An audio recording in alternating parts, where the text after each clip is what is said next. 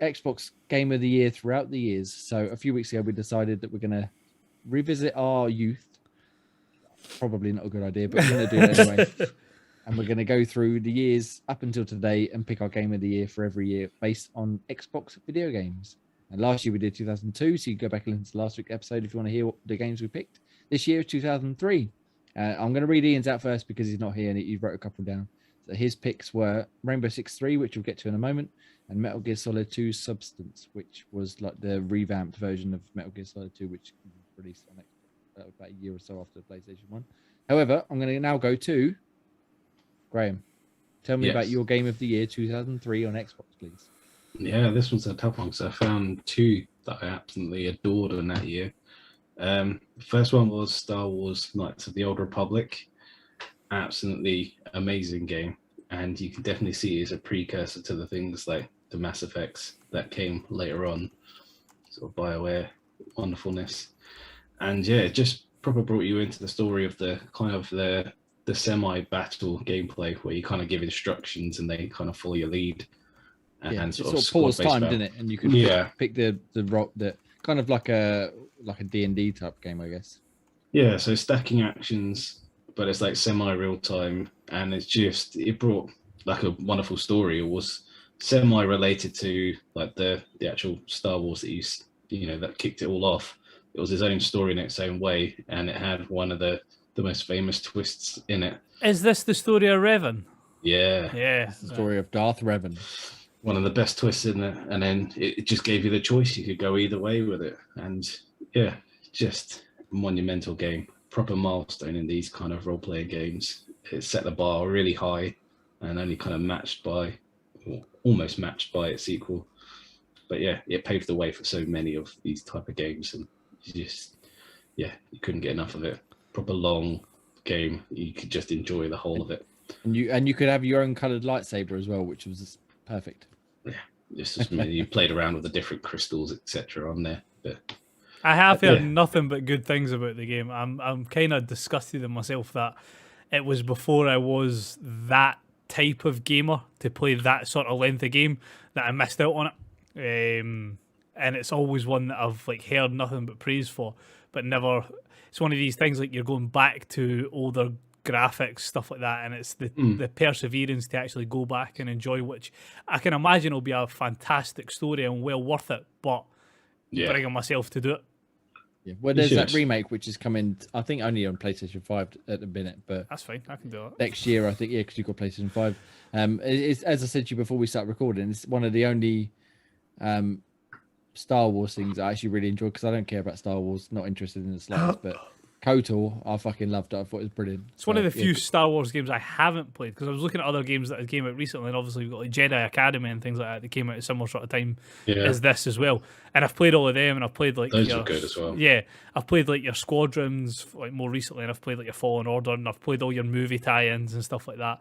And it's one of the few ones that I've never jumped into, and I feel a little bit filthy for not doing it.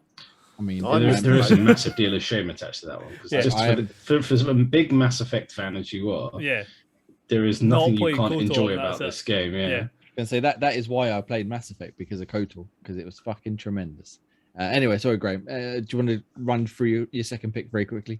Yeah, my second pick is what's known. Yeah, it's I say it's a runner-up, but it's just a long chain of my childhood, the Phantasy Star episode, or Fantasy Star Online episode 1 and 2. It was a copy of the one that was on GameCube as well. It's just a game Fantasy Star Online. That's just a game that I break consoles with. I was going to say my Dreamcast still hasn't recovered after you broke it, you fucker.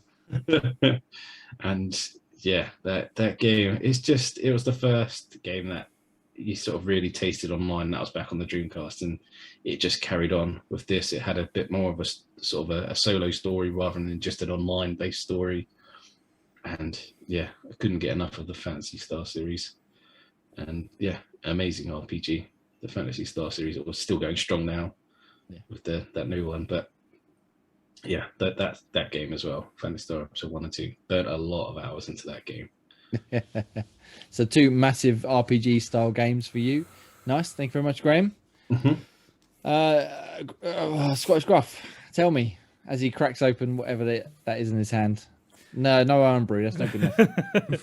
I've went down the sort of, shall we say, car route? I suppose hit and run type of those cars. The original old school, not shitty Gran Turismo game, and Project Gotham Racing 2 was, I think, one of the games that made me fall in love with Xbox. I just remember, such, for when it came out, it was just such an amazing game.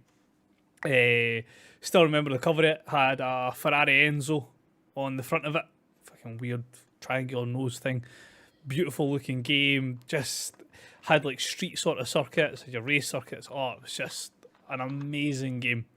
And it actually works for being like an Xbox game as well, because it was an Xbox exclusive. I don't know why that series ever died. I know they've obviously got Forza, but So they kind of killed it for Forza, I think. yeah, it was. It had its roots in the Dreamcast, to bring it back to what Graham was saying, Fantasy Star, in Metropolis Street Racer. Which was a tremendous game, which basically was Project Gotham, which then got changed name and put on Xbox. But carry on, sorry. It was just such an amazing game. Just it looked for when it came out, it looked amazing. Played amazing. The selection of cars that it had in it, they had like your garage type idea, so you could like go in and look at all the cars that you own and like flick through all of them and things like that. It just, I don't know, it made me enjoy car racing games more than Gran Turismo ever had on PlayStation. I just felt it combined that arcadeness with, I'm not saying it was like simulation, it didn't feel like a proper out and out racer, but it blended the two of them nicely together. So you got your arcade aspects, but you still had the driving experience of it as well. Yeah. And second game, which I see that there's quite a few members of the community agreeing with me that it was a underrated classic, was The Simpsons Hit and Run. GTA before GTA. Yeah. It was, I love that game. Just the rocket car, the plane is different. Like, just, such a funny, hysterical game. Needs to be made in a remake or a remaster or some sort of new version of The Simpsons Hit and Run. Is anybody else? Because I never played the Hit and Run. Exactly that. Just Simpsons GTA. That's all you kind of need to know about it. Wasn't as bloody and gory, but it was the exact same type idea. Didn't have like and story, yeah. Didn't have like a vibe of Crazy Taxi with it as well, or not?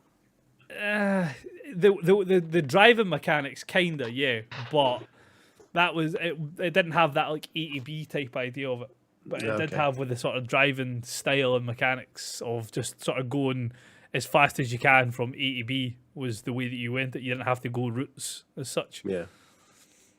Nice. Well, thank you very much for them 2 picks, Ross. Obviously, we've gone RPGs, we've gone racing. I'm going to go to Daniel very quickly, and he's going to explain. Go for blanks. Just explain, Daniel. So I have to abstain from some of these. I know, sorry. I didn't get an Xbox until, 2005, 6? So when the 360 released. So I have looked at a couple of the games, and I don't want to turn around and go, oh, yeah, I played this, and I think that was my game of the year, because I don't think it's fair. And also, I never completed them, and we all know I like to choose a game I've completed. For a game of the year. 3. That's the real reason why you can't find one for 2003. Well, totally. I mean, in those days, all I used to play was FIFA or Pro Evo with my brother. So my taste in gaming was like proper pants.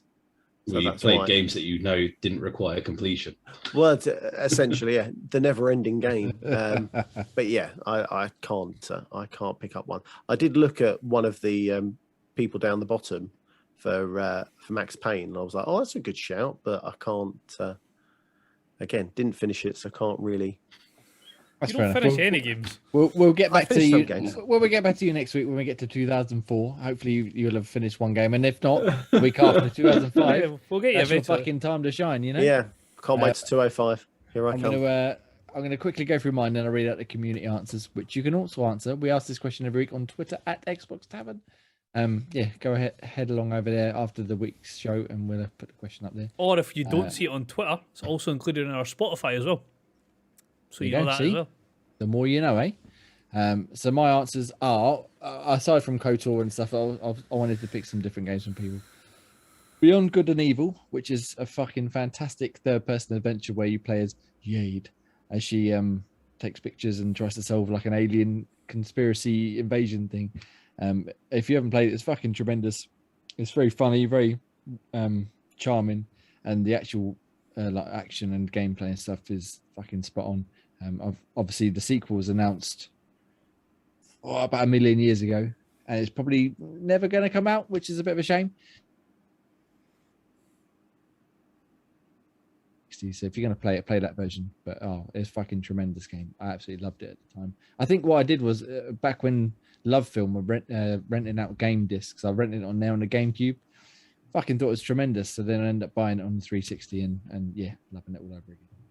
And also Deus Ex Invisible War, which was the first game that got me interested in like immersive sim type games like Dishonored and etc. etc.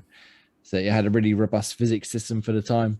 It had lots of dialogue choices, lots of options you could go through. You could kill people, you could save people, you could avoid things, you could stealth. I know Graham loves a bit of stealth. And it was tremendous. I absolutely love that game. Between that and Thief on the original Xbox, that's what got me properly into stealth games. Thank you very much. The story, I must admit, I don't really remember. It's all sci-fi, cyberpunk gubbins, which I enjoyed at the time, but I don't remember any of it now, so I'm not going to try and pretend to walk you through it. But yeah, the actual gameplay itself was awesome. It's kind of like a very primitive cyberpunk slash, Fallout type thing. You got your dialogue choices, you got your stealth, and you got your options and stuff. And yeah, brilliant. But my pick out of them two would definitely be Beyond Good and Evil, just for the sheer charm and joy of playing it. Yeah, go check them out. That'd be wonderful. Like I said, we've got some community answers. So special guest Pete up first, and he says, okay, so honourable mentions go to Project Gotham 2 Racing, as Ross was saying, Max Payne 2, as Dan was alluding to, but the main prize goes to Rainbow Six 3, which is why I wanted to get back to this one. Last FPS game I was good at. I'm sure the lads can attest the amount of evenings we lost playing this game. So Graham, obviously we've only met Dan and Ross in the last couple of years. We played some games with them, but way back when we were nippers, we used to play Rainbow Six 3 online, which was one of the first games on the original Xbox Online. Yeah, we probably played, I don't want to go over the top, but almost every night for a year, 2 years maybe. It was insane the amount that we played that game. Yeah, it was good. It was because the first time we were able to group up like that to sort of play a game like that. And then, yeah, just fun. It was just because it was exciting by the way you talked through the microphone and your guy's lips moved. And it was like, that was an amazing technology at the time, watching your character's lip and being able to change it to a child's voice or a robot's voice or something. Oh, that was just wasn't it? Was that a game thing? Or was that was on the Xbox, yeah. I remember that horrible whispery pedo voice that you could do. And yeah, playing again, I don't remember the specific names of the maps, but there was one in particular where you started either and there was a big courtyard in the middle. And it was obviously like Rainbow Six, if you played modern day Rainbow Six, like one shot, one kill basically. And we were all sneaking around, flashbanging everybody and smoke bombs and getting the grenade. I absolutely love that game. What a tremendous time we had.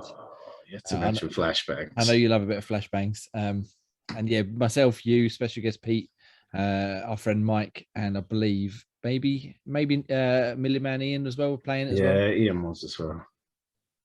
Yeah, we had a fucking tremendous time playing. Sorry, Ross and Ian, Ross and Dan for the nostalgia play there, but yeah, tremendous. We played so much. Did you guys ever play Rainbow Six 3 back on the original Xbox? I can't remember the first one I played. I think the very first Rainbow Six I ever played was Vegas. So I think 3 was before my time for Rainbow Six.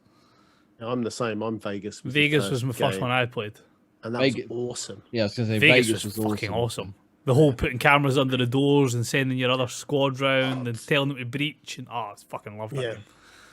One of the best things about Rainbow Six 3 as well was the single player. You had like voice commands and you could be like open and flash the door.